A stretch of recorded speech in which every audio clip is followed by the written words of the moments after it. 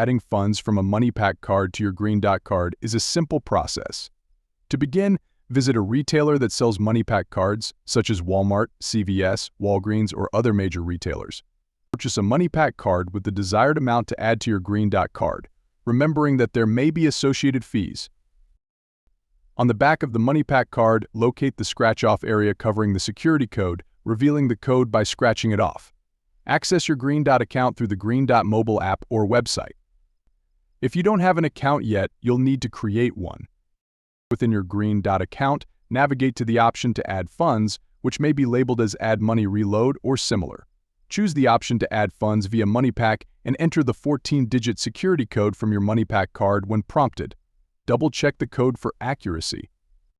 Follow the on-screen instructions to confirm the transaction and add the Moneypak funds to your Greendot card. Once the transaction is complete, the funds should be immediately available for use on your Greendot card. Remember to keep the Moneypak card secure until you confirm the successful transfer of funds.